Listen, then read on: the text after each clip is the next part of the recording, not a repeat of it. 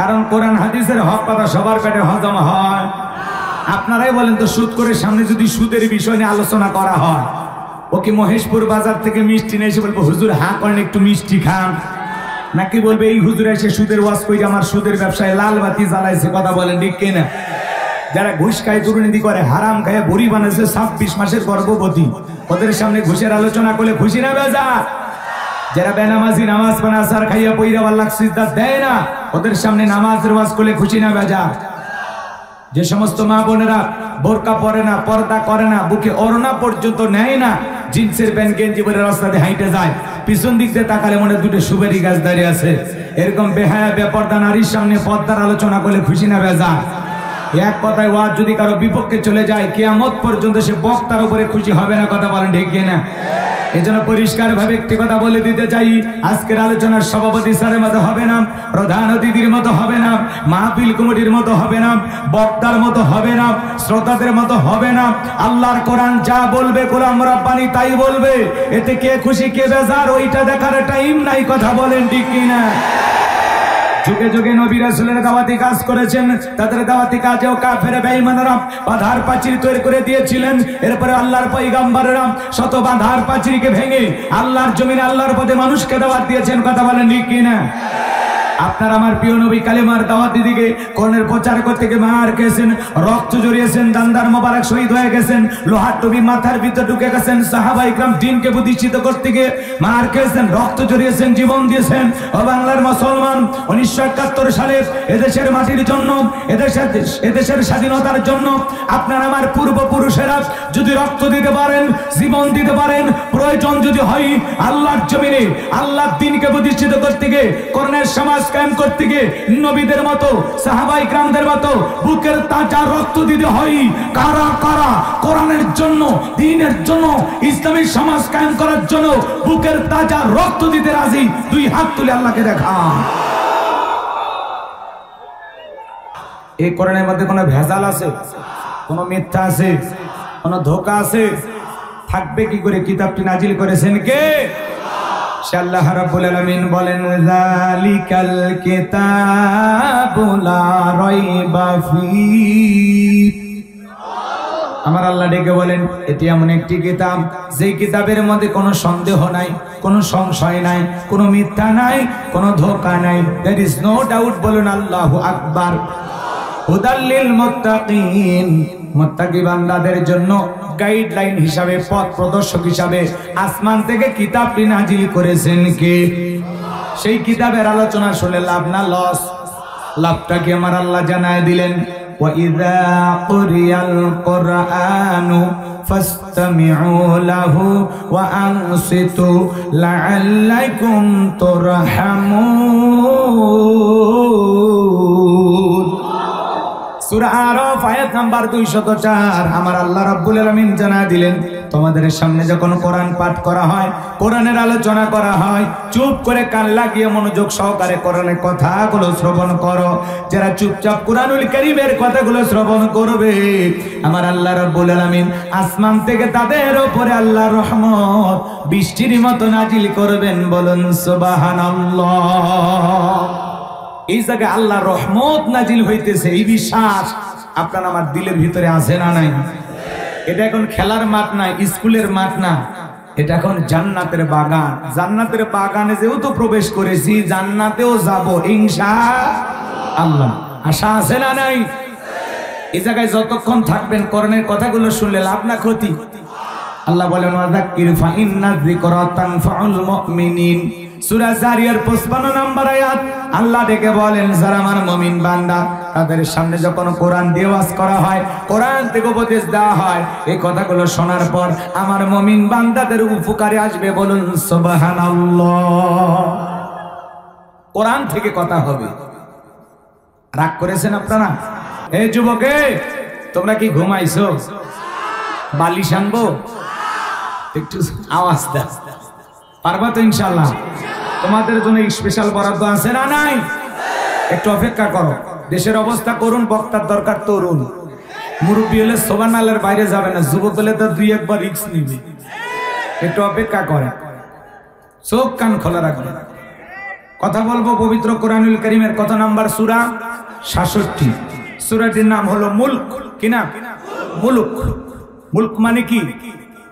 সার্বভৌমত্ব, কর্তৃত্ব, রাজত্ব, পাওয়ার, ক্ষমতা। বলেন আল্লাহু আকবার। মোট আয়াত আছে 30টি, রুকু আছে 2টি। বিশ্বনবীর মক্কার জিন্দেগিতে এই সূরাটি নাজিল হয়েছে। আমি আপনাদের সামনে মাত্র 2টি আয়াতে কারিমা তেলাওয়াত করেছি। এই 2টি আয়াতকে সামনে রেখেই আল্লাহ পাক যিনি তার এই নগণ্য গোলামকে কিছু কথা বলার তৌফিক দান করেন, আমি আপনাদের সামনে বলার চেষ্টা করব ইনশাআল্লাহ। কারণ আমার কোনো জ্ঞান নাই, জ্ঞান দেন আল্লাহর মালিক কে? ক্বালু সুবহানাকা লা ইলমা লানা ইল্লা মা আল্লামতানা ইন্নাকা আনতাল আলিমুল হাকীম। বলুন সুবহানাল্লাহ। জ্ঞান দেন আল্লাহর মালিক কে? সম্মানিত ভাইরা আমার, আল্লাহর কোন বান্দা যদি সূরা মুলক নিয়মিত তিলাওয়াত করে, আল্লাহ রাব্বুল আলামিন তাকে, সম্মানিত ভাইরা আমার, আল্লাহর কোন বান্দা যদি সূরা মুলক নিয়মিত তিলাওয়াত করে, আমল করে, আল্লাহ রাব্বুল আলামিন তার কবরের সলজবকে সহজ করে দেবেন। বলুন সুবহানাল্লাহ। শুধু তাই নয়, যে ব্যক্তি সূরাটি তিলাওয়াত করবে, কঠিন কিয়ামতের ময়দানে বিচার দিবস যেদিন কায়েম হয়ে যাবে, ওই দিন এই সূরাটি তিলাওয়াতকারী ব্যক্তির পক্ষে আল্লাহর কাছে সুপারিশ করবে। সুবহানাল্লাহ। সূরা মুলক আল্লাহর যে বান্দা নিয়মিত তিলাওয়াত করবে, আমল করবে, এই সূরাটি কিয়ামতের ময়দানে আপনার পক্ষে আল্লাহর কাছে সুপারিশ করবে। সুবহানাল্লাহ বলে। তাহলে এই সূরাটি আমাদের তিলাওয়াত করা দরকার আছে না নাই? আমল করা দরকার আছে না নাই? অনেক মানুষ আমার এই আলোচনা শোনার পর আমাকে বলেছে, হুজুর আপনার কথা শুনে সূরা মুলকের 30টি আয়াত আমার মুখস্থ হয়ে গেছে। সুবহানাল্লাহ। এই মাত্র 30টা আয়াত যদি একটু যত্নে পড়তে পারেন, বলা যায় না আপনার এই কোরআনুল কারীমের একটি সূরাকে আমল করার কারণে, নিয়মিত তিলাওয়াত করার কারণে, একটু মহব্বত ভালোবাসা দেখানোর কারণে এই সূরাটি কিয়ামতের ময়দানে আল্লাহর সাথে আপনার পক্ষ নিয়ে ঝগড়া করবে। বলুন আল্লাহু আকবার। পারবো তো তিলাওয়াত করতে ইনশাআল্লাহ? আল্লাহ কবুল করেন। জোরে বলেন আমিন। জবান ছেড়ে সবাই একটু মহব্বতে আমার সাথে তিলাওয়াত করুন। আউযু বিল্লাহি মিনাশ শাইতানির রাজীম। বিসমিল্লাহির রাহমানির রাহিম। বিতাড়িত মদ্দার শয়তানের কাছ থেকে আল্লাহ পাকের কাছে আশ্রয় প্রার্থনা চাচ্ছি। পরম করুণাময় দয়ালু আল্লাহ তাআলা নামে শুরু করছি। আমরা যে কোনো কাজ শুরু করব কার নামে? আল্লাহর নামে কাজ শুরু করলে বরকত আছে না নাই? জোরে বলেন আছে না নাই?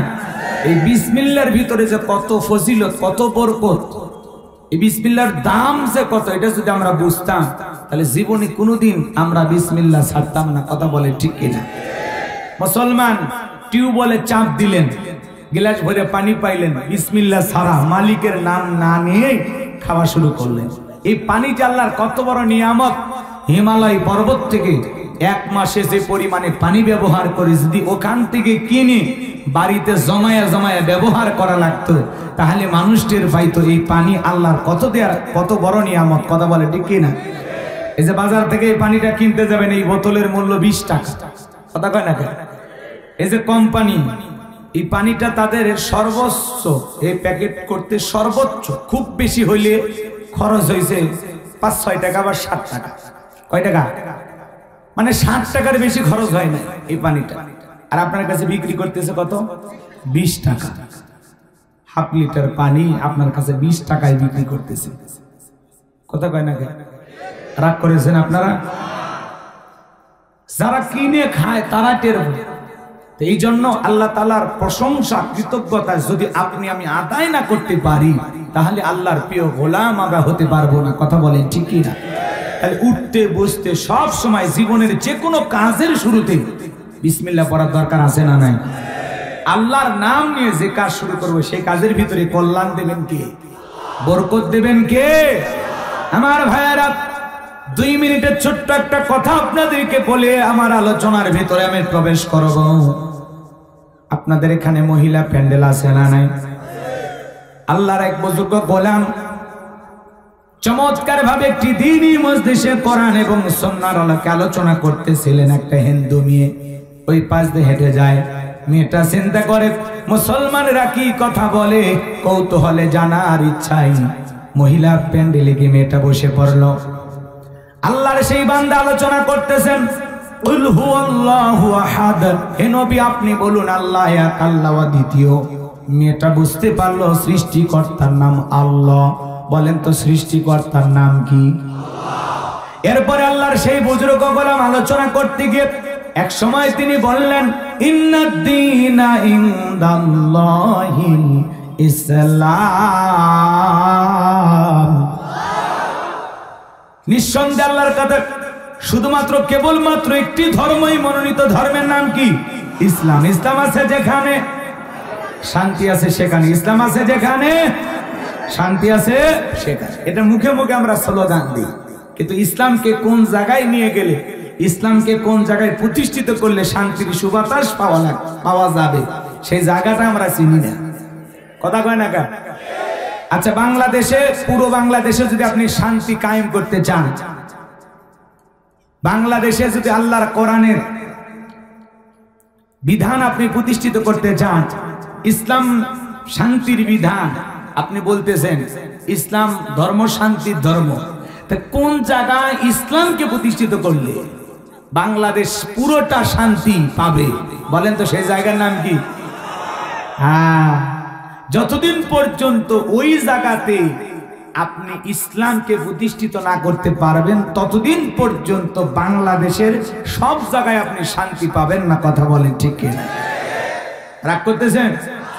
এদেশের কিছু জায়গায় আদর্শ গ্রাম আছে যেখানকার মানুষ কোর্ট কাছারিতে যায় না, গ্রাম্য সালিশের মাধ্যমে তাদের বিচার আচার হয়। এমন জায়গা বাংলাদেশের কিছু জায়গায় আছে না? নাই। বাংলাদেশের দিনাজপুরে চিরির বন্দরে একটা বাজার আছে, বাজারের নামই হলো শান্তির বাজার। যেই বাজারের মানুষ আজান হওয়ার পরে মসজিদে যায় দোকানপাট খোলা রেখে, একটা দোকান থেকে কোনো কিছু কখনো চুরি হয় না, কেউ কখনো নেয় না। কারণ ওই এলাকার মানুষের বক্তব্য হলো আমরা সহজ সরল, আমরা সাদামাটা, এবং এই বাজারে যত দোকানদার আজান দেওয়ার পরে এক দোকানের কর্মচারীও এখানে বসে থাকে না, সবাই মসজিদে গিয়ে আল্লাহকে সেজদা দেয়। বলুন আল্লাহু আকবার। ছোট্ট বাজারের মানুষ ইসলাম মানার কারণে, ছোট্ট বাজারের মানুষ নামাজ প্রতিষ্ঠিত করার কারণে ওই বাজারের দোকানপাট খোলা রেখে যদি দিনাজপুরে চিরির বন্দরের মানুষ নামাজে যায়, দোকানে যদি চুরি না হয়, এইরকম শান্তির বাজারের মতো পুরো বাংলাদেশে যদি আপনি শান্তি প্রতিষ্ঠিত করতে চান, তাহলে আল্লাহর কোরআন পার্লামেন্টে নিয়ে যাওয়ার দরকার আছে না? না। আল্লাহর কোরআন দিয়ে যদি সমাজ রাষ্ট্র পরিচালনা করা যায়, বিশ্বাস করেন বাংলাদেশটা জান্নাতের টুকরায় পরিণত হবে। কোনো অশান্তি থাকবে না, হানাহানি, কাটাকাটি, টেন্ডারবাজি, চাঁদাবাজি, খুন, ধর্ষণ কোনো কিছু থাকবে না। পুরো বাংলাদেশটা শান্তির সমাজে পরিণত হবে। কথা বলেন ঠিক কিনা? আমার ভাইয়েরা, লম্বা হবে, লম্বা করব না, সংক্ষিপ্ত কথা বলে দিয়ে যায়। আল্লাহর সেই বান্দি বুঝতে পারলো সৃষ্টিকর্তার নাম আল্লাহ, শ্রেষ্ঠ ধর্মের নাম ইসলাম। হিন্দু মেয়েটা চিন্তা করলো আমি আর অমুসলিম থাকতে চাই না, আমি কালেমা পড়ে মুসলমান হয়ে যাব। এইবার হিন্দু মেয়েটা কালেমা পড়ে মুসলমান হয়ে গেল। বাড়িতে উঠতে বসতে বিসমিল্লাহ পড়ে, উঠতে বসতে আল্লাহর জিকির করে। হঠাৎ করে মেয়েটার মা বুঝতে পেরে জিজ্ঞাসা করে, মা রে তোর জবান দিয়ে কি যেন শুনলাম? মেয়েটা ডেকে বলে, মা মুসলমান হয় যারা মিথ্যা কথা বলতে পারবে না তারা, ওয়াকুলু কওলান সাদীদা। মুসলমান হবে সত্যবাদী, মুসলমান কখনো মিথ্যা কথা বলতে পারে। আর আমরা মিথ্যা কথা বলে নাস্তা করে, মিথ্যা কথা বলে দুপুরে লাঞ্চ করে, রাতে ডিনার করে, ভরা পেটে মিথ্যা, খালি পেটে মিথ্যা। মিথ্যা বলতে বলতে সিহারা বেকা হয়ে গেছে, এক ঠ্যাং কবরে ঢুকছে, এরপরে মিথ্যা বলা ছাড়ে না। আর মিথ্যা কথা বইলা স্টাইল থেকে শয়তান পর্যন্ত বলে আমিও এত খারাপ না। এরকম মিথ্যাবাদী আছে না? নাই। মিথ্যা কথা না কইলে পেটের ভাত হজমই হয় না। আচ্ছা, আপনাদের এলাকায় নাই, কিন্তু এটা ভারতের কথা বলতেছি, এটাই এ দেশে না। এই যে পাশেই তো ভারত, তাই না? ও ঝিনাইদহের মুসলমান বাবাজিরা মনোযোগ দিয়ে কথাগুলো বুঝবেন। মেয়েটা ডেকে বলে, মা মুসলমান হয় যারা মিথ্যা কথা বলতে পারে না তারা। গত কয়েকদিন আগে মুসলমানদের ধর্মীয় প্রোগ্রামে গিয়ে আমি আলোচনা শুনে বুঝতে পেরেছি, মা সৃষ্টিকর্তার নাম আল্লাহ, শ্রেষ্ঠ ধর্মের নাম ইসলাম। আমি আর দেরি করি নাই, আমি কালেমা পড়ে মুসলমান হয়েছি, বলুন সুবহানাল্লাহ। ডেকে বলে, মা সর্বনাশ করেছিস, এখনো সময় আছে, ইসলাম ধর্ম ত্যাগ করে বাপ দাদার ধর্মে ফিরে আসো। মেয়েটা ডেকে বলে, মা যত কথাই বলো আমার পক্ষে ইসলাম ধর্ম ছাড়া সম্ভব নয়, বলুন আল্লাহু আকবার। রাতের বেলায় স্বামী চলে এসেছে, ডেকে বলে, স্বামী গো সর্বনাশ হয়ে গেছে, আমাদের একমাত্র মেয়েটা কালিমা পড়ে মুসলমান হয়েছে। তাই নাকি? বলে, হ্যাঁ ঠিক আছে, মেয়েকে ডাক দাও। জিজ্ঞাসা করে, মা এসব কি শুনছি, তুমি নাকি কালেমা পড়ে মুসলমান হয়েছো? ডেকে বলে, বাবা যা শুনেছেন সত্য, আমি কালেমা পড়ে মুসলমান হয়েছি।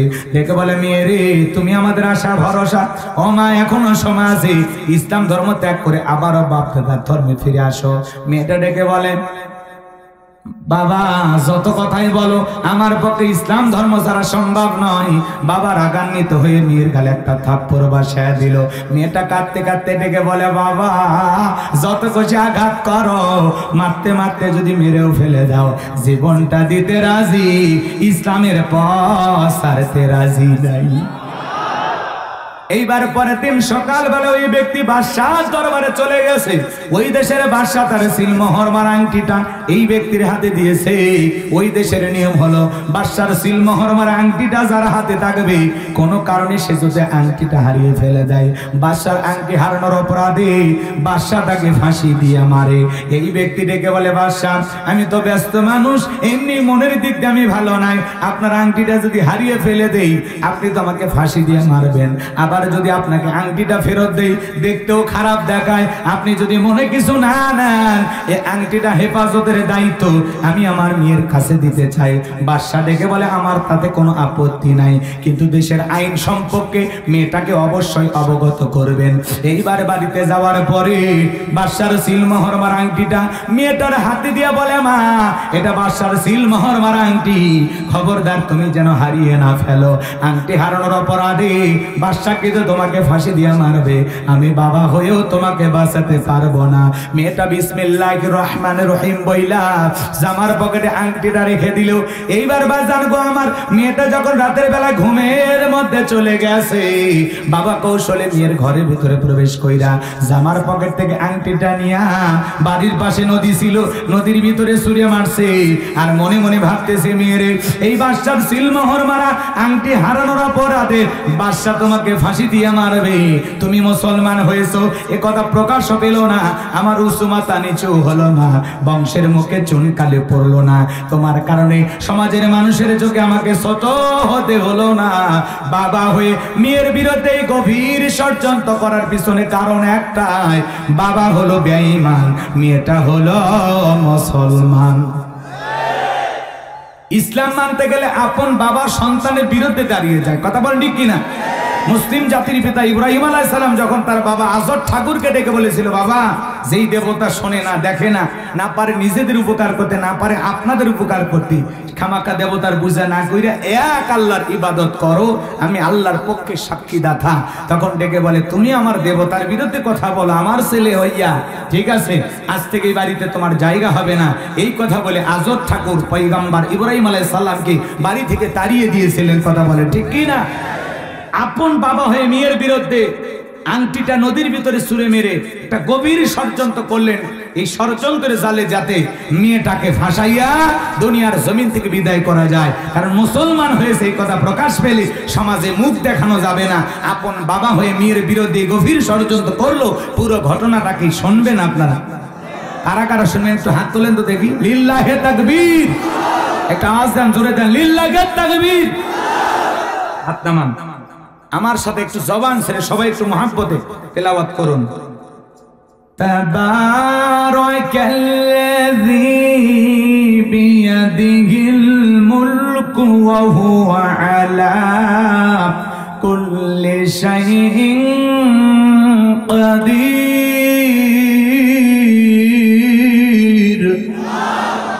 আমার আল্লাহ রাব্বুল আলামিন বলেন মহামান্বিত সেই সত্তা যার হাতে সর্বময় কর্তৃত্ব রাজত্ব পাওয়ার ক্ষমতা, তিনি হলেন সর্ববিষয়ে শক্তিমান। তাহলে বলেন তো বাজান, সকল ক্ষমতার একমাত্র মালিক কে? আচ্ছা, আমার কথা বুঝতে তো আপনাদের কষ্ট হচ্ছে না? আওয়াজ বোঝেন তো নাকি? আমি যে কথা বলি আমার ভাষা তো বোঝা যায়।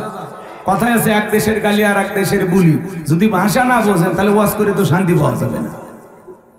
এই যে ফেনীতে যাবেন, ফেনী লোকেরা কি কয়, হেনি কলেজের টাহা লইয়া সুদূর বুদুর সুলতান আছে না? নাই।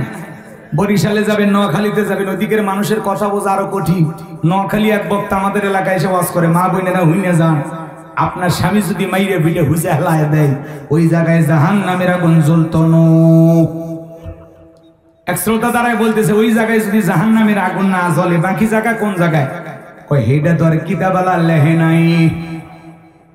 এক দেশের গালি আর এক দেশের বলি, ভাষার মধ্যে বেশ কম আছে না? নাই। ভাষার মধ্যে কিন্তু মজাও আছে।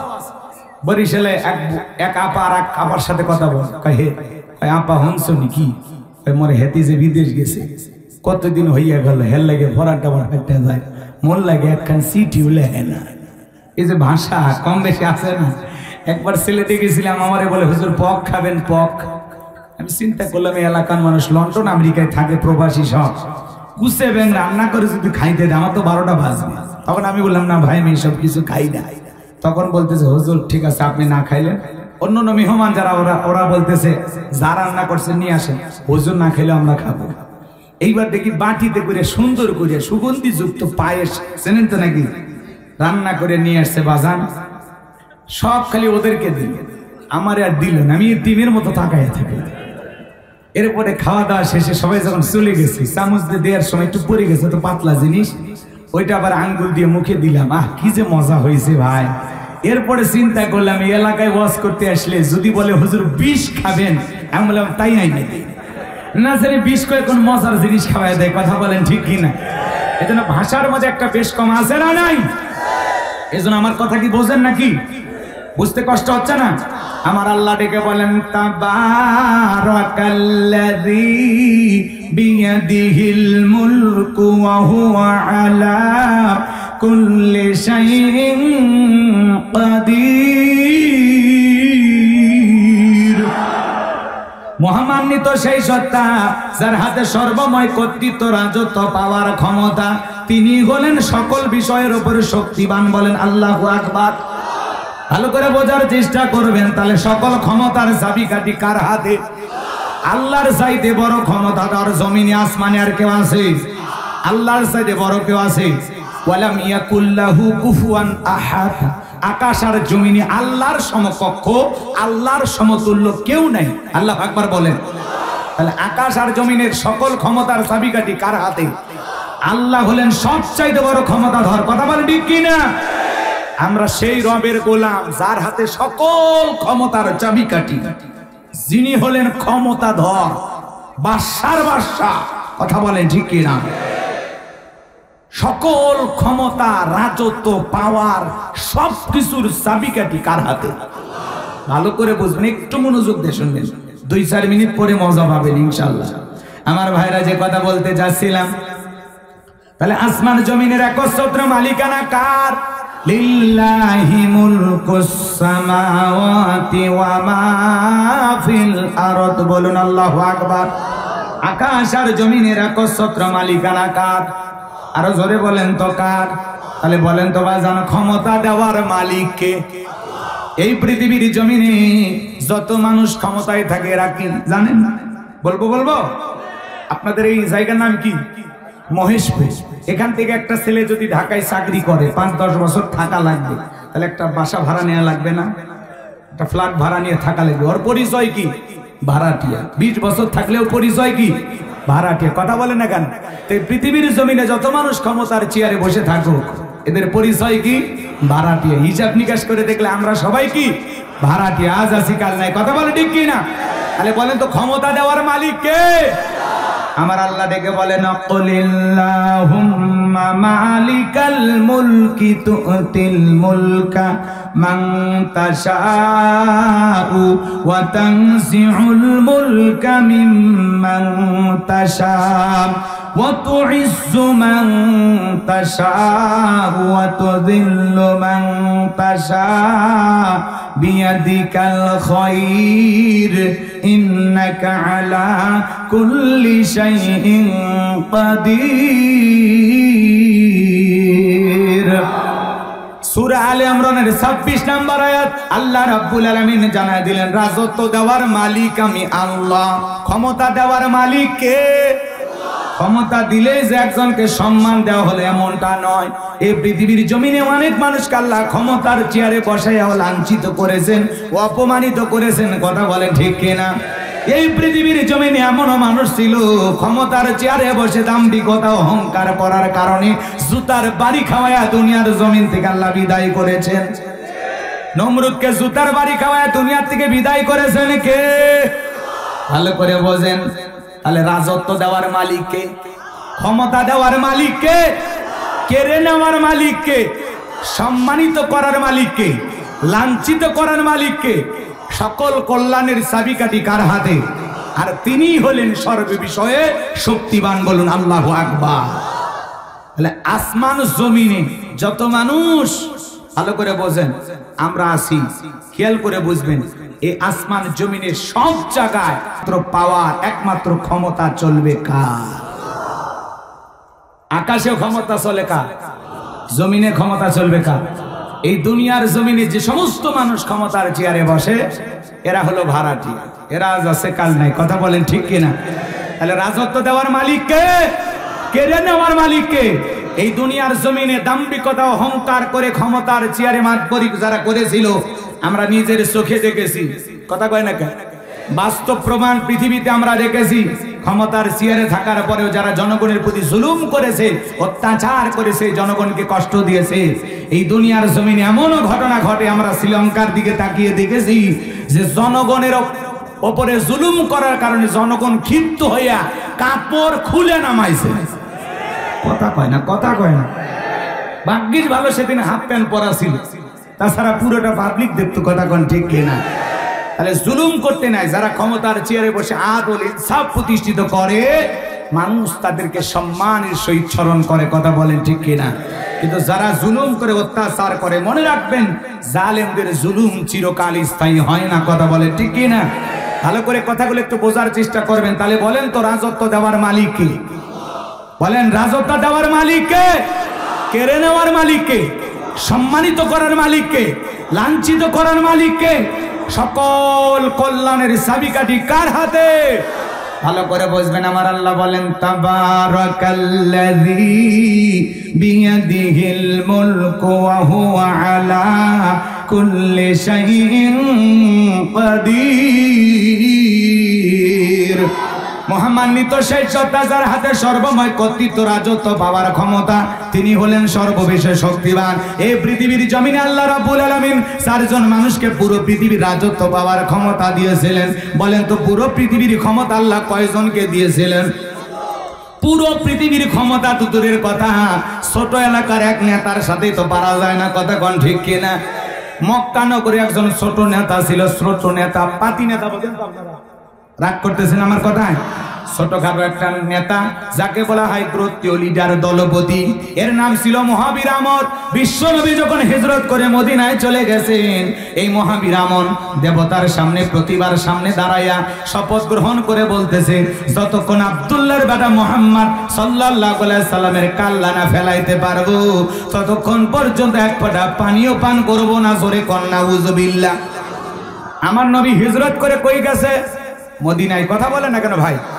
খারাপ লাগতেছে তাহলে দোয়া করে দে এখনই। বিরক্ত হচ্ছেন না?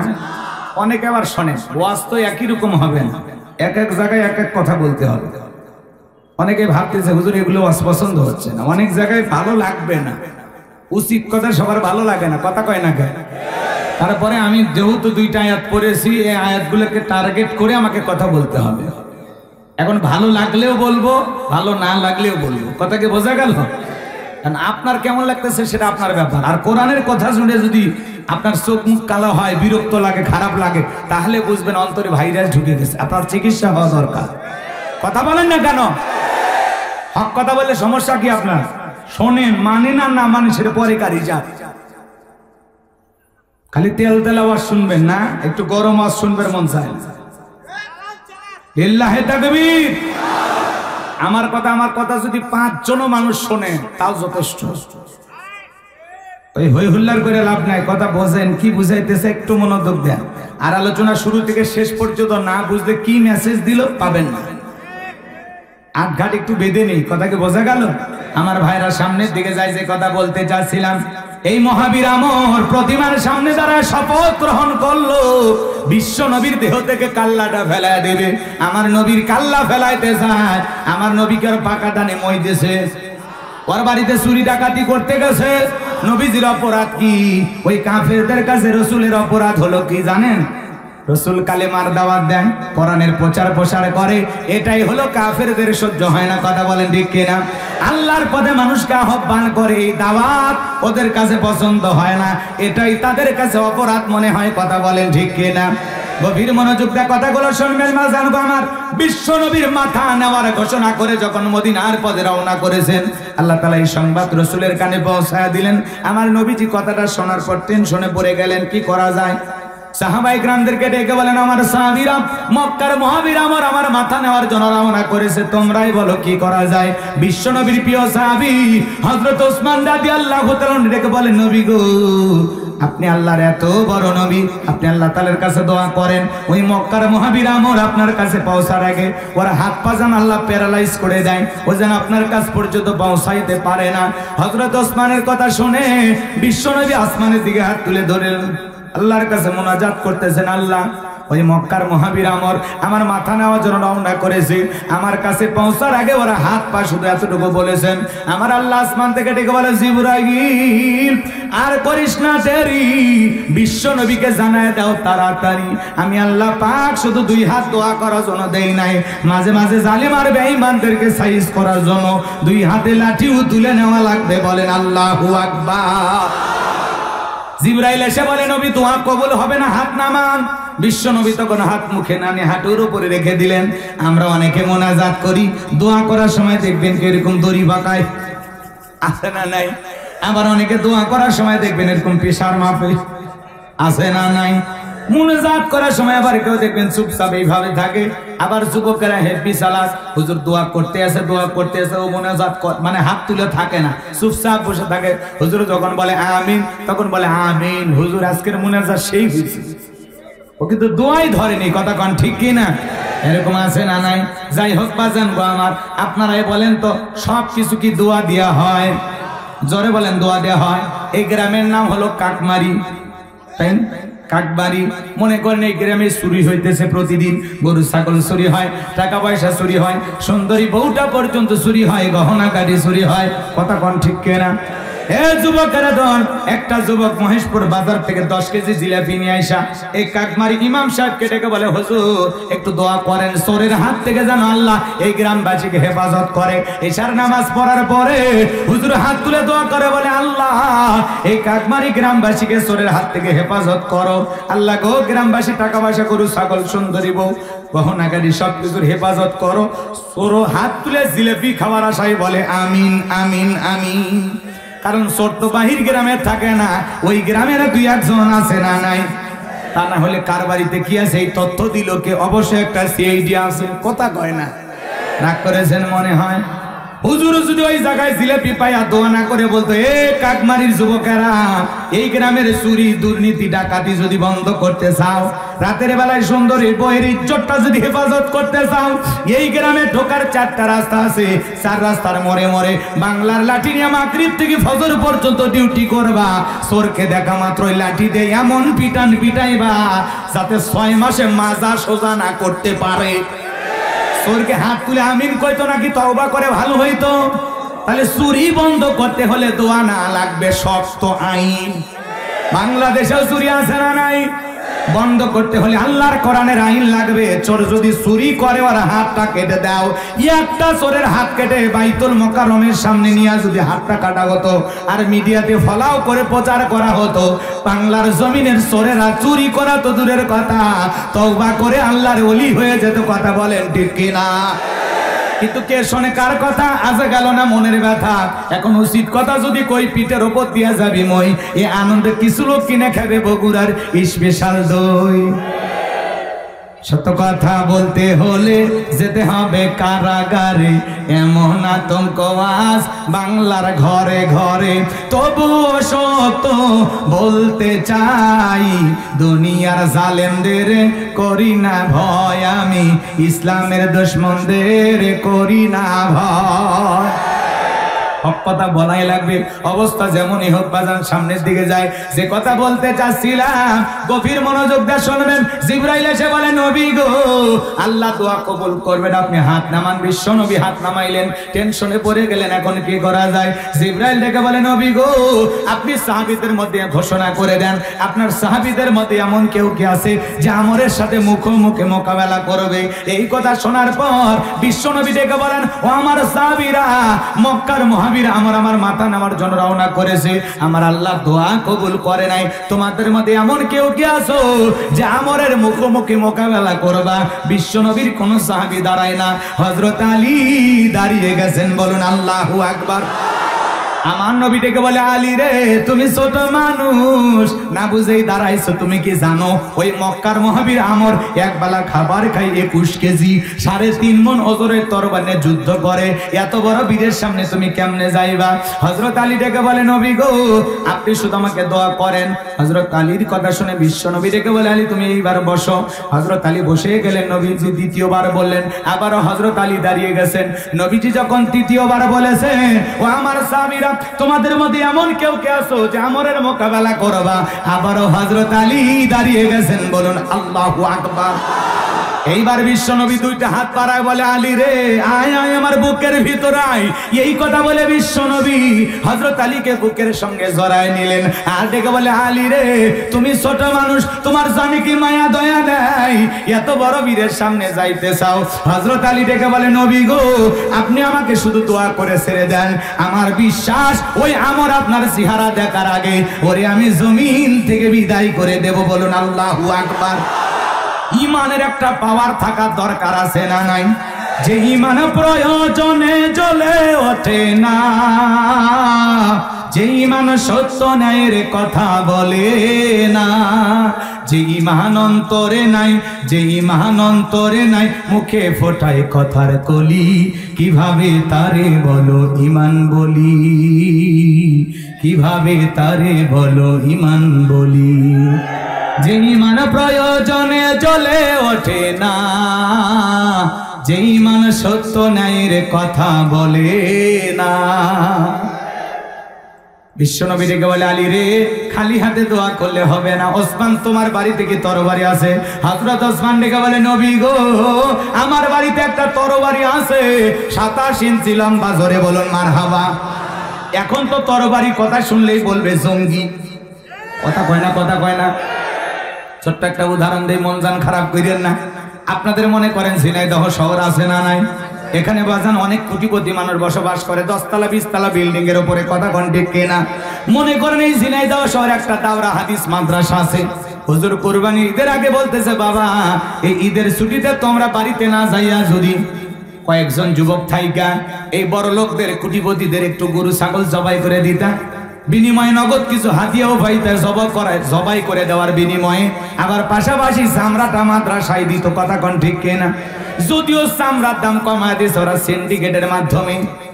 আগের গরুর চামড়া 2 লাখ 3 লাখ টাকার গরুর চামড়া 4000-5000 টাকা বিক্রি হইতো, আর এখন গরুর দাম 3 লাখ, চামড়ার দাম 250 টাকা মাত্র। আর খাসির চামড়া তো নেয় না, ওটা রাস্তা ফেলে দেওয়া লাগে। কথা কোন ঠিক কিনা? ওরা সিন্ডিকেটের মাধ্যমে চামড়ার দাম কমাইছে। 500 টাকার জুতো এখন 3000 টাকা, আর আগেকার 4-5 টাকার গরুর চামড়া এখন 200 টাকা, 300 টাকা, 400 টাকা। কথা বলেন ঠিক কিনা? ওরা মনে করেছিল চামড়ার দাম কমাইয়া দেশের মাদ্রাসা বন্ধ করে দিবে, কিন্তু না। যতই সিন্ডিকেটের মাধ্যমে চামড়ার দাম কমাইয়া মাদ্রাসা বন্ধ করার ষড়যন্ত্র করো, মনে রাখবা এদেশের মুসলমানের পকেটে পকেটে আল্লাহ মাদ্রাসা চালানোর জন্য টাকা রেডি করে রেখেছে। আগের তুলনায় মাদ্রাসা কমাইছে না বেড়েছে? ষড়যন্ত্র করে মাদ্রাসা বন্ধ করা যাবে? আমার ভাইরা সামনের দিকে যায়। যে কথা বলতে চাচ্ছিলাম, এবার 80টা ছেলে হাত তুলে ওয়াদা দিলে হুজুর এই ঈদের ছুটিতে আমরা বাড়িতে যাব না, ধনীদের কুরবানি জবাই করে চামড়া কালেকশন করে তারপরে বাড়িতে যাব। হুজুর এবার বলতেছে বাবা খালি হাতে তো জবাই করা যাবে না, জবাই করতে গেলে কি লাগে? ছুরি, আপনারা ছুরি বলেন, ছুরি সোরা চাকু অনেক জায়গায় অনেকটা বলে ছুরি, ঠিক আছে। 80টা ছুরি কামারের কাছে ওয়াদা দিয়া এইবার কুরবানির আগের দিনে হুজুর বলতেছে বাবা কে কোন ছুরিটা নিবা নিয়ে একটু কি দাও। আপনারা কি বলেন? শান দেওয়া ধার দেওয়া, তাই না? দেয় না দেয় না, বালু টালু নিয়ে বসে যায় মুরব্বী চাচা লুঙ্গি তুলে, কথা কয় না গে, হ্যাঁ ধার দিতেছে, এরকম ধার দিতেছে। এলাকা একটা তেলতেলা গোয়েন্দার বিশ্ব বাটপার, তাকায় দেখে মাদ্রাসার মধ্যে বাচ্চা কাচ্চা ছুরি নিয়ে কি করে ধার দেয়। এই দৃশ্য দেখা ঝিনাইদহ থানায় গিয়ে ওসি সাহেবকে খবর দিয়ে বলে ওসি সাহেব অমুক মাদ্রাসায় জঙ্গিদের বিশাল আস্তানা, বিশাল ঘাঁটি, অস্ত্রের ঝনঝনের ট্রেনিং চলতেছে, আমি নিজের চোখে দেখে আসছি। করছে তাই নাকি? বলে হ্যাঁ। এই তথ্য পাইয়া এইবার ওসি সাহেব থানা থেকে প্রশাসনের লোকজন নিয়ে যা মাদ্রাসার চতুর্দিক ঘেরাও করে বলে হুজুর গোপন তথ্যের ভিত্তিতে আমরা সংবাদ পাইয়াছি এখানে নাকি জঙ্গিদের ঘাঁটি আছে। হুজুর বলতেছে না এরকম কোনো কিছু নাই। কয় না আমাদের তথ্য ভুল হওয়ার কোনো সম্ভাবনা নাই, এই মাদ্রাসা সার্চ করো। এইবার মাদ্রাসা তল্লাশি চালাইতে চালাইতে হুজুরের রুমের ভিতরে ওই যে এক বস্তা ছুরি, মনে আছে না? ওই ছুরিটা নিয়ে এসে যখন সবার সামনে বস্তা থেকে ঢেলে ফেলে দেওয়া হলো তখন বলতেছে হুজুর এসব কি? এক বুদ্ধিমোটা ছাত্র কোন জায়গায় কি বলা লাগবে কথার ব্রেক নাই, ও তখন বলতেছে এই সব কি চিনতেছেন না, আগামী 10 তারিখ খালি ধর্ম আর জবাই কর্ম, ধর্ম আর জবাই কর্ম, রক্তের বন্যা বয়ে যাবে, রক্তের বন্যা। এই কথা শোনার পরে ওসি সাহেব বলছে এই মাদ্রাসার হুজুর সবগুলো গ্রেফতার করো, সবগুলো ধরো। মুহতামিম হুজুর বলতেছে ওসি সাহেব আপনি মুসলমান না, মুসলমান না মানে আমার বাপ হাজি, তো বাপ যদি হাজি হয় আপনি পাজি কে? তখন বলতেছে কি হয়েছে ঘটনা খুলে বলেন। বলতেছে এই ছেলেটা বলা লাগবে একভাবে, বলেছে আর একভাবে। ওই ছেলেটা বুঝাইতে চাচ্ছে আগামী 10 তারিখ হলো পবিত্র ঈদুল আজহা, গরু ছাগল ধরবে আর জবাই করবে। তখন বলতেছে ও ঘটনা এই, হ্যাঁ মদের ফ্যাক্টরি সহ গ্রেফতার হয়, ওদের জামিন হতে টাইম লাগে না। আর খালি হুজুর জুব্বা টুপি পরা অবস্থায় মাদ্রাসা থেকে নিয়ে যায়, হুজুরের জামিন হয় না। এ কথা কর না কে? এজন্য মনে রাখবেন, ভালো করে কথা বোঝার চেষ্টা করবেন। নরম পায়ে কাবির নামা খোঁজেন, কথা কয় না কে? নরম পায়ে গুলো খোঁজেন। আপনার দাদার ছিল ওইটা, কথা কয় না কে? যারে দাদা বলতেন ওর ছিল, কথা বোঝা গেছে? রাগ করছেন আপনারা? এজন্য মনে রাখবেন বাংলাদেশের কোন মাদ্রাসায় জঙ্গিদের ঘাঁটি নাই, জঙ্গিদের আস্তানা নাই, মাদ্রাসায় জঙ্গি তৈরি করার কারখানা নয়, মাদ্রাসায় আদর্শ মানুষ তৈরি করার কারখানা, কথা বলেন ঠিক কিনা? মাদ্রাসায় জঙ্গি তৈরি করার ঘাঁটি নাই, মাদ্রাসা হলো এদেশের মানুষের আদর্শ নাগরিক তৈরি করা হয়, মাদ্রাসা হলো জীবনের শেষ জানাজার নামাজের ট্রেনিং দেওয়া হয়, কথা বলেন ঠিক কিনা? মাদ্রাসায় জুমার নামাজের ট্রেনিং দেওয়া হয়, এদেশের সভ্য ভদ্র সন্তান মাদ্রাসা থেকে তৈরি হয়, কথা বলেন ঠিক কিনা? এই জন্য যদি কেউ মাদ্রাসার দিকে বাঁকা চোখে তাকায়, বিষ বৃক্ষ বলে, নানান ধরনের অজুহাতে বাংলার জমিনের একটি মাদ্রাসা বন্ধ করার যদি কেউ ষড়যন্ত্র করে, তাদের দাঁড় ফেলাকে জবাব দেওয়ার জন্য কারা কারা প্রস্তুত, তুই হাত তুলে দেখা। লিল্লাহে তাকবীর, লিল্লাহে তাকবীর। হাত নামান, আল্লাহ কবুল করেন, জোরে বলেন আমিন। কষ্ট পাইছেন মনে হয়? সামনের দিকে যাই বাজান গো আমার। হযরত ওসমান তরবারি এনে দেওয়ার পরে বিশ্বনবী এইবার হযরত আলীর হাতে তরবারি ধরা দিলেন। হযরত আলী তরবারি পায়ে মারছে, দৌড়াইতে দৌড়াইতে দৌড়াইতে আমরের মুখোমুখি হয়ে গেছে। বলুন আল্লাহু আকবার। এইবার আমর ডেকে বলে কিরে পিচ্চি আলী তুই কেন আমার সামনে? হযরত আলী বলে পিচ্চি নাকি পরে বুঝাইতেছি। আল্লাহু আকবার বলেন। কথায় আছে ছোট মরিচের ঝাল বেশি, কথা কয় না ছোট মরিচের ঝাল বেশি। হযরত আলী এবার তরবারিটা নিয়া দাগ টানতেছেন আর একটা দোয়া পড়তেছেন। এই দোয়া পড়ে বাড়ির চতুর্দিকে যদি ফু দিতে পারেন, বড় বড় দুর্ঘটনার হাত থেকে আল্লাহ আপনার পরিবারের সবাইকে হেফাজত করবেন। জোরে বলুন আমিন। কি সেই দোয়া শুনবেন? একটু অপেক্ষা করেন। হযরত আলী দোয়া পড়তেছেন, দাগটা না বোঝেন তো? দাগটা না বোঝেন না? এরকম তরবারি দিয়ে দাগ দিতেছেন, দাগ দাগ, এরকম দাগ দেওয়ার পরে আটটা দেওয়ার পরে তরবারিটা উঁচু করে ডেকে বলে এই কাফেরের বেটা, তোর যদি সাহস থাকে দাগটা পার হইয়া রাসূলের কাল্লা নিতে যায়, এ আয় আয় দাগটা পার হয়ে দেখ, আয়। আল্লাহু আকবার বলেন। কি বলছে? তরবারিটা উঁচু করে বলতেছে, এই কাফেরের বেটা, তোর সাহস যদি থাকে খালি দাগটা পার হয়ে দেখায়, এ আয় খেলা হবে, আয় আয়। আল্লাহু আকবার বলে। বাড়িওয়ালা ল্যাংরা, 2 পা নাই, ল্যাংরা, কিন্তু বাড়িতে চোর ঢুকতে যদি টের পাই, কিছু না পারুক, ওই বাড়িওয়ালা যদি খালি জবান দিয়ে আওয়াজ দেয়, কে রে, চোর থাকবি না, ভাগে দৌড় মারবি। একটা আওয়াজেই অনেক কিছু ঘটে, কথা বলে ঠিক কিনা? আপনার শরীরও চোর থাকার না থাক, মুখও চোর থাকা লাগবে। আপনি খালি যদি আওয়াজ দিতে পারেন, অনেক কিছু ঘটে যাবে, কথা কোন ঠিক কিনা? হযরত আলী যখন বলতেছে, এই কাফেরের বেটা, তোর সাহস যদি থাকে খালি দাগটা পার হয়ে যা, এ আয়, রাসূলের কাল্লা নিবি না, আয় আয়। আল্লাহু আকবার বলে। হযরত আলী আর আমার বাজা বাজা ভাব, পুরো ঘটনাটা শুনবেন। কারা কারা একটু হাত তোলেন তো দেখি, লিল্লাহি তাকবীর। হাত নামান বাজান গো আমার।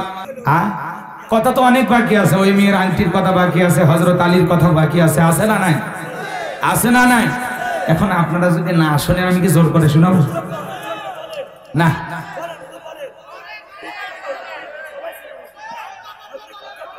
হালকা পাতলা ওগুলো শেষ করতে গেলে 1 ঘন্টা বাস করা হয়।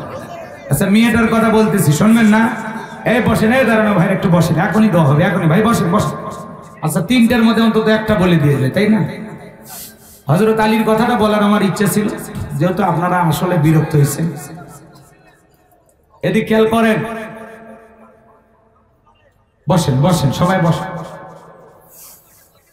শোনেন, মেয়েটার বাবা মেয়ের বিরুদ্ধে গভীর ষড়যন্ত্র করছে, মনে আছে আপনাদের? আর হযরত আলী আর আমার বাজা বাজা মনে আছে না নাই? আর বাদশাহীর চেয়ারে নবী দানিয়াল বসে আছে, স্বপ্নের কথা বলবে, ভুলে গেছে? আসলে এই কথাগুলো আমি বলি, যে কোনো জায়গায় আমি বিষয় ভিত্তিক আলোচনা করার চেষ্টা করি। এজন্য অনেকের কাছে, যেহেতু আজ মাহফিল লিখেছিলেন, আমি সব দিক চিন্তা ভাবনা করে মনে করলাম যে একটা কথা বলে মানুষকে বোঝানোর চেষ্টা করি। কিন্তু আসলে বাস্তবতার আলোকে সবাই তো সব বোঝে না, কথা কয় না কেন? একটা ভিলেন মিশা সওদাগর, নাম আপনারা শুনেননি কিনা? কথা কয় না, কথা কয়, নাম শুনছেন আপনারা? এই যে মিশা সওদাগর, অভিনেতা ভিলেন, ও বিশ্ব ইস্তেমার মাঠে গেছে, কথা কয় না? ভিলেন সিনেমায় অভিনয় করে, ও বলতেছে পরকালের ভয় আমার ভিতরেও আছে। মিশা সওদাগর বলতেছে, আমার অন্তরে পরকালের ভয় আছে, আমি সিনেমা করি, অন্য জগতের মানুষ। তারপরে যখন বিশ্ব ইস্তেমা হয়, এই ভালো কাজে আমার আসতে আমার মনটা ছুটে আসে। আমি 3 দিন শুটিং বন্ধ করে, নাটক সিনেমা বাদ দিয়া 3 দিনের জন্য ইস্তেমায় হাজির হয়েছি। মনে মনে ভেবেছি, আল্লাহর কাছে আমি আল্লাহর প্রিয় হতে চাই, আল্লাহর প্রিয় গোলাম হতে চাই। যাই হোক, দিন শেষে আমি একজন মুসলমান, আমি একজন আল্লাহর বান্দা। এই ভয়ে আমি ইস্তেমার মাঠে হাজির হয়েছি। এর ওসিলায় আল্লাহ যদি আমাকে মাফ করে। চিন্তা করেন, একজন সিনেমার অভিনেতা মিশা সওদাগর 5 ওয়াক্ত নামাজ পড়ে, আল্লাহর বান্দা ইস্তেমার মাঠে হাজির হয়েছে, বিশ্ব ইস্তেমার মাঠে। একজন অভিনেতা নাটক সিনেমা করে, তার মনের মধ্যে মাঝে মাঝে আল্লাহর ভয় জন্ম হয়। আর আমাদের সমাজের এমন মানুষ আছে, মিশা সওদাগরের চাইতে ঈমান বেশি খারাপ, কথা কয় না কেন? মিশা সওদাগর মাঝে মাঝে তো নামাজ পড়ে, আল্লাহর বান্দা বিশ্ব ইস্তেমার মাঠে হাজির হয়ে গেছে, বলতেছে আমার অন্তরে পরকালের ভয় আছে। এই যে 3 দিন এই জায়গায় সময় কাটালাম, আল্লাহ যদি এর ওসিলে আমাকে মাফ করে। আল্লাহর কাছে মাফ চাওয়ার আশায়, নিজের গুনাহ মাফের আশায় আল্লাহর কাছে একজন সিনেমার অভিনেতা মিশা সওদাগর, সেও ধরা দেয়। আর যুবক, তোমাকে পায়ে ধরে, হাতে ধরে অনুরোধের ভাষায় বলি, চলো মসজিদে যাই, নামাজ আদায় করি, কোরআন পড়ি, জীবনটাকে পরিবর্তন করি, নেক আমল দিয়ে সাজাই, পরকালমুখী চিন্তা করি, আখিরাতমুখী চিন্তা করি। এরপরে আপনি আমি পরিবর্তন হই না, কথা বলেন ঠিক কিনা? এই যে মানুষের দুনিয়াবি চিন্তা ভাবনায় পাগল হয়ে গেছে, এই জন্য আল্লাহ বলেন, আলহাকুমুত তাকাসুর হাত্তা যুরতুমুল মাকাবির। এই দুনিয়ার প্রাচুর্যের প্রতিযোগিতা, সম্পদের প্রতিযোগিতা, লোভ লালসার প্রতিযোগিতা মানুষকে পাগল বানাইছে, কথা বলে ঠিক কি না? এই মানুষের লোভ লালসা থামবে কখন? হাত্তা যুরতুমুল মাকাবির, যেদিন আপনার আমার মৃত্যু হবে, যেদিন আপনি আমি কবরে যাব, এই কবরের মাটি যেদিন আপনার আমার মুখের ভিতরে ঢুকবে, সেদিনই দুনিয়ার লোভ লালসা স্বাদ আশা মিটে যাবে, কথা বলে ঠিক কি না? এজন্য ভাইয়েরা আমার, আসুন, মৃত্যু আসার আগে, মসজিদের মাইকে আপনার নাম এলান জারি হওয়ার আগে নিজেকে পরিবর্তন করুন, খাঁটি মুসলমান হওয়ার চিন্তা করুন। আল্লাহর গোলাম হয়ে আমরা মরতে চাই, কথা বলে ঠিক কি না? পরের দিন সকালবেলা জেলেরা নদীতে মাছ পেয়েছে, কেনার পরে মেয়েটাকে ডেকে বলে, মা সুন্দর করে মাছটা রান্না করো, বন্ধু বান্ধব নিয়ে আমরা খাবো। বলেন আল্লাহু আকবার।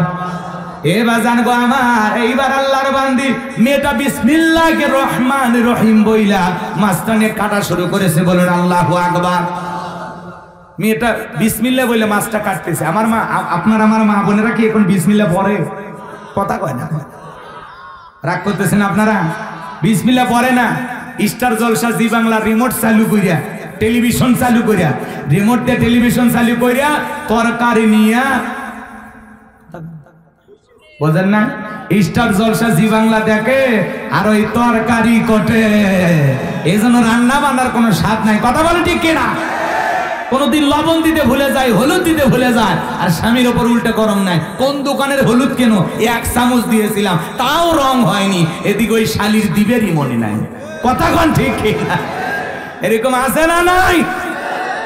স্টার জলসা জি বাংলা বর্তমানে নারী সমাজকে ধ্বংসের দিকে নিয়ে যাচ্ছে, ক্রিমিনালি শিখাইতেছে।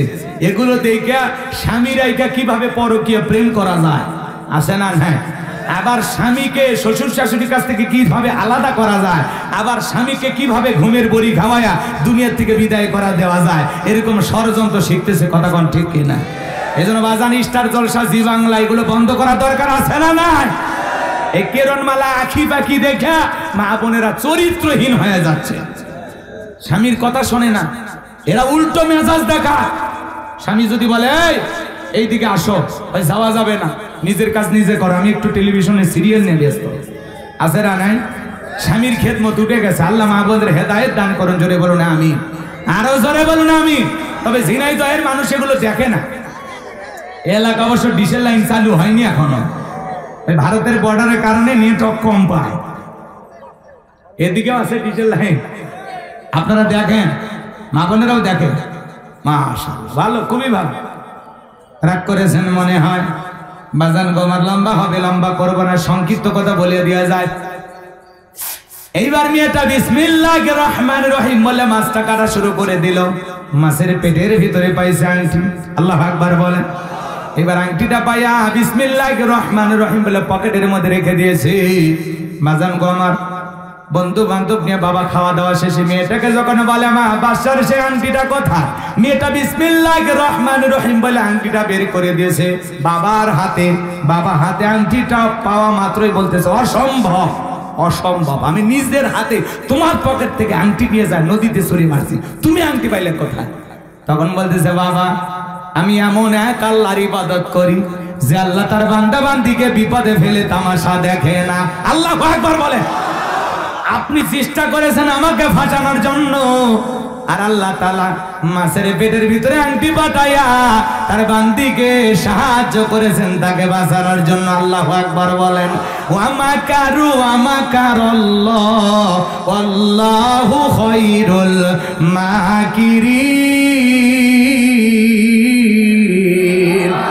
খেলাকার আপনি যদি আল্লাহর হতে পারেন, আল্লাহর সাহায্য কোন দিক দিয়ে আসবে আপনি নিজেও জানবেন না। কথা কোন ঠিক কিনা? এইবার মেয়েটার মনের এই ইমানের পাওয়ার দেখে বাবা তখন ডেকে বলতেছে, যে ধর্ম এত সত্য, যে ধর্মটা এত নির্ভেজাল, আমার মেয়েকে এইভাবে সহযোগিতা করতে পারে, আমি আর অমুসলিম থাকতে চাই না। পরিবারের সবাই মিলে কালেমা পড়ে মুসলমান হয়ে গেল। চিৎকার মেরে বলুন সুবহানাল্লাহ। ওয়া আখিরি দাওয়ানা আলহামদুলিল্লাহি রাব্বিল আলামিন। ভাই কারো কিছু বলার নাই তো? বড় ভাইরা কইবেন, দোয়া করে দিলে ভাই। আল্লাহুম্মা আমিন। রব্বানা যালামনা আনফুসানা ওয়া ইল্লাম তাগফির লানা ওয়া তারহামনা লানাকুনান্না মিনাল খাসিরিন। কাকমাড়ি যুব সমাজ ও প্রবাসী ভাইদের উদ্যোগে আজকের ওয়াজ মাহফিলের সভাপতি জনাব মোহাম্মদ লুৎফর রহমান সাহেবকে আল্লাহ কবুল করেন। আলোচনা করেছেন হযরত মাওলানা সুলাইমান হোসেন, হযরত মাওলানা রবিউল ইসলাম। আল্লাহ তোমার গোলামদের কণ্ঠ তুমি কবুল করে নাও। মাহফিল পরিচালনায় মাওলানা মামুন রশিদ ভাইকে আল্লাহ কবুল করেন। রব্বুল আলামিন কলিজার টুকরা যুবকেরা অক্লান্ত পরিশ্রম করে মাথার ঘাম পায়ে ফেলে খেয়ে না খেয়ে পরিশ্রম করে আজকে জান্নাতের বাগান লাগাইছেন। আল্লাহ যুব সমাজকে কবুল করে নেন, তাদের হায়াত বাড়ায় দেন, জিন্দেগির গুনাহগুলো মাফ করে দেন। রব্বুল আলামিন সবাইকে পাঁচ ওয়াক্ত নামাজি বানায় দেন। আল্লাহ তাআলা তাদেরকে ইসলামের জিন্দা সৈনিক হিসেবে কবুল করে নেন। আমরা যারা হাত তুলে ধরেছি, আমাদের অনেকের মা নাই, বাবা নাই, ইতিম মানে কবরে চলে গেছে। জনম দুঃখিনী মায়ের কথাকে ভোলা যায়, আদরের বাবার কথাকে ভোলা যায়। যে মা 10 মাস 10 দিন গর্ভে ঠাই দিয়েছে, প্রসবের বেদনা সহ্য করেছে, 2-2.5 বছর বুকের দুধ পান করেছে, ওই জনম দুঃখিনী মা যাদের অন্ধকার কবরে চলে গেছে, মায়ের কবরের সবটুকু পৌঁছায় দাও। যে মা বাড়িতে ফিরে গেলে চেহারার দিকে তাকাইয়া বলতো, বাজান সারাদিন মনে হয় কিছুই খাও নাই, মুখটা শুকনো শুকনো লাগে। মায়ের মতো এমন নিঃস্বার্থ ভালোবাসা দুনিয়াতে কেউ দেবে না। মায়ের মতো ভালোবাসা দেবার মানুষ তো আর খুঁজে পাওয়া যাবে না। বলে যাবি ওই জনম দুঃখিনী মা যাদের অন্ধকারে কবরে চলে গেছে, আদরের বাবা মাথার ঘাম পায়ে ফেলে ব্যবসা বাণিজ্য করে বাড়ি ঘরে জায়গা জমি সব দিয়ে কবরে ঘুমাইছে, ওই বাবার কবরে সবটুকু পৌঁছায়া দাও। বাবার কবরে জান্নাতের বাগান বানায়া দাও। রব্বির হামহুমা কামা রব্বায়ানি সগীরা ওয়া কুর রব্বির হামহুমা কামা রব্বায়ানি সগীরা। আমাদের আত্মীয় স্বজন পাড়া প্রতিবেশীদের অন্ধকার কবরে চলে গেছে, মাফ করে দেন, কবরগুলো জান্নাতের বাগান বানায় দেন। রব্বুল আলামিন পিতামাতা যাদের বেঁচে আছে, পিতামাতার খেদমত করে তাদের মুখে হাসি ফোটায় জান্নাত অর্জন করার তৌফিক দিয়ে দেন আল্লাহ তাআলা। আমরা যারা হাত তুলে ধরেছি তাকায় দেখো, কত দাড়ি পাকা মুরব্বীরা হাত তুলেছে, যুবকেরা হাত তুলেছে, হাজী সাহেবেরা হাত তুলেছে, আলেম ওলামা হাত তুলেছে, ছোট ছোট মাসুম বাচ্চারা হাত তুলেছে, পর্দানিশী মা বোনেরা হাত তুলেছে। যার হাত দোকানা পছন্দ হয় সে হাতের বদলত আজকের দোয়াকে কবুল আর মঞ্জুর করে নাও। রব্বুল আলামিন এমন জায়গায় বসে গুনাহ করেছি গো আল্লাহ, আমাদের গুনাহের খবর দুনিয়ার কেউ জানে না, তুমি জানো আল্লাহ তাআলা।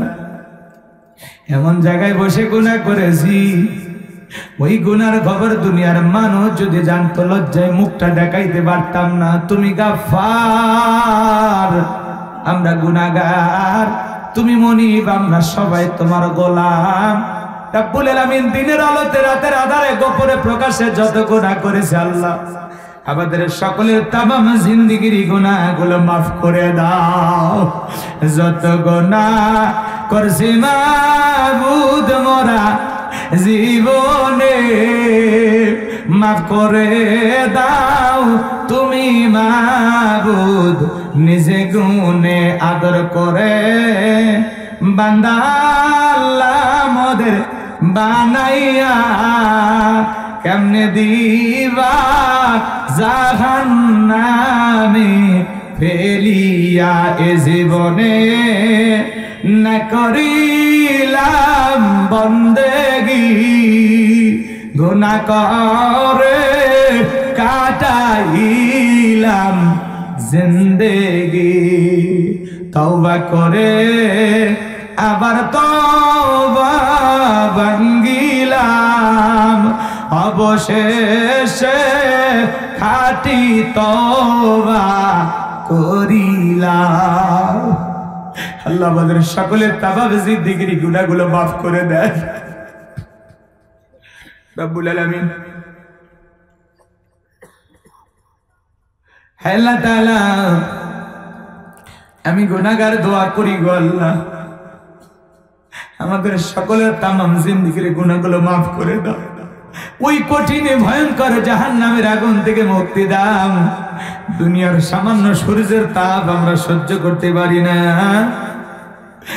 আল্লাহ তাআলা যে জাহান্নামের আগুনকে 1000 বছর জ্বালাইছো, একটা মিনিট সে আযাব সহ্য করার ক্ষমতা আমাদের নাই। রব্বানা আসরিফ আন্না আযাব জাহান্নাম ইন্না আযাবাহা কানা গরামা। রব্বানা আতিনা ফিদ দুনিয়া হাসানাতাও ওয়া ফিল আখিরাতি হাসানাতাও ওয়া কিনা আযাবান নার। আল্লাহুম্মা আজরিনি মিনান নার, আল্লাহুম্মা আজরিনি মিনান নার। আল্লাহ আমাদের সবাইকে ওই কঠিন জাহান্নামের ভয়ঙ্কর আগুন থেকে মুক্তি দাও। আল্লাহ তাআলা আমাদের মাফ করে যদি তুমি জান্নাতি বানায় দাও, দুনিয়ার কারো কাছে কৈফিয়ত দেয়া লাগবে না। আমাদের আল্লাহ তাআলা জিন্দেগির গুনাহগুলো মাফ করে দিয়ে আমাদের নামগুলো জান্নাতীদের তালিকায় তুমি লিখে নাও। হে রব্বুল আলামিন, অনেকে দোয়া চেয়েছেন আজকের মাহফিলে নগদে বাকি দেন। যত মানুষ টাকা পয়সা দান করেছে মা বোনেরা সহ আল্লাহ সকলের দানগুলো কবুল আর মঞ্জুর করে নাও। প্রবাসী ভাইয়েরা অনেক কষ্ট করে টাকা পয়সা পাঠিয়েছেন, আল্লাহ কবুল করে নেন। আগামী বছর বড় কোনো আলেম নিয়ে এসে মাঠে করণের তাফসীর মাহফিলের আয়োজন করার তৌফিক দিয়ে দেন। কলিজার টুকরা যুবকেরা স্বেচ্ছাসেবকেরা দায়িত্ব পালন করেছেন এই মাহফিল কমিটির সভাপতি সেক্রেটারি বিশেষ অতিথি যারা আছে আল্লাহ কবুল করেন, সদস্যবৃন্দ যারা আছে কবুল করেন, লাইটিং মাইটিং পোস্টার ব্যানার ডেকোরেটরের ভাইরা সহ আল্লাহ তাআলা সবাইকে দুনিয়া আখিরাতে উত্তম জাযা দান করেন। যে বাড়িতে খানা খাইলাম বসলাম ওই বাড়ির উপর খাস রহমত বরকত নাজিল করেন। ওই বাড়ির মানুষটা মারা গেছে, আল্লাহ তোমার বান্দা মাস্টার সাহেব কবরের বাসিন্দা হয়ে গেছে, কবরটা জান্নাতের বাগান বানায় দেন। হে রব্বুল আলামিন, মৃত সাবেক সভাপতি ওয়াজ মাহফিলের রবিউল ইসলাম দোয়া চেয়েছেন আল্লাহ তাআলা এই মাহফিলের জন্য যত মানুষ সহযোগিতা করতো আল্লাহ অনেকেই কবরে চলে গেছে, আল্লাহ তাআলা তাদের কবরগুলো জান্নাতের বাগান বানায় দেন। আল্লাহ তাআলা রবিউল ইসলাম তোমার যে গোলাম তোমার ডাকে সাড়া দিয়ে চলে গেছে, আল্লাহ তাআলা তার কবরটা তুমি জান্নাতের বাগান বানায় দাও। আল্লাহ তাআলা আজকের মাহফিলে দূর দূরান্ত কষ্ট করে যত মানুষ ছুটে এসেছে সবাইকে নিরাপদে বাড়ি পর্যন্ত পৌঁছার তৌফিক দান করুন। সবাইকে আপনার রহমতের জাদু করে আবৃত করুন। জীবনে কোনোদিন এই ঝিনাইদহের মানুষের সাথে দেখা না হয়, এই মুখগুলো আল্লাহ জান্নাতের সিঁড়িতে পরিচয় করায়া দিও। আল্লাহ জীবনে কোনোদিন দেখা না হলে এই মুখগুলো জান্নাতের সিঁড়িতে পরিচয় করায়া দিও। আল্লাহ ফিলিস্তিনের মুসলমানদেরকে বিজয় দান করো। নেতানিয়াহু সহ সমস্ত জালেমদের ইহুদিদেরকে পরাজিত করে ফিলিস্তিনের মুসলমানদেরকে বিজয় দান করো। বাংলাদেশের মসজিদ মাদ্রাসা কবুল করো, হক্কানি উলামা ইকরামদের কবুল করো। মাজলুম অবস্থায় যত আলেম কারাবন্দী মুক্তির ফয়সালা করে দাও। দেশি বিদেশি সকল ষড়যন্ত্রের হাত থেকে আমাদের প্রিয় মাতৃভূমি বাংলাদেশকে আল্লাহ হেফাজত করো। এদেশের উপরে খাস রহমত বরকত নাজিল করো, এলাকাবাসীর উপর খাস রহমত বরকত নাজিল করো। মা বাবাদেরকে পর্দা করার তৌফিক দিয়ে দাও, স্বামীর খেদমত করার তৌফিক দিয়ে দাও, নামাজি বানায় দাও। তাদের দাম্পত্য জীবনকে হযরত আলী আর ফাতেমার মতো ভালোবাসা দিয়ে ভরপুর করো। আমার মা বোনদেরকে নিয়ে তেমন কোন আলোচনা করার সুযোগ পাইলাম না রব্বুল আলামিন। আমার মা বোনদেরকে নেককার বান্দি হিসাবে, আবেদা সালেহা হিসাবে, ফাতেমার উত্তরসূরি হিসাবে আল্লাহ কবুল করে নাও রব্বুল আলামিন। আমার সঙ্গে যত মানুষ হাত তুলেছে সূরা মুলুকের 2টা আয়াতকে সামনে রেখে আমি গুনাহগারে যে আলোচনা করেছি আল্লাহ এই কথাগুলোর উপরে আমাদের আমল করার তৌফিক দিয়ে দাও। সবাইকে 5 ওয়াক্ত নামাজি বানায় দাও। আল্লাহ তাআলা কবরের চিন্তা মৃত্যুর চিন্তা করার তৌফিক দিয়ে দাও। নেক আমল দিয়ে জিন্দেগি গড়ার সাজানোর তৌফিক দিয়ে দাও। হে রব্বুল আলামিন, আমি গুনাহগার দোয়া করি গো আল্লাহ।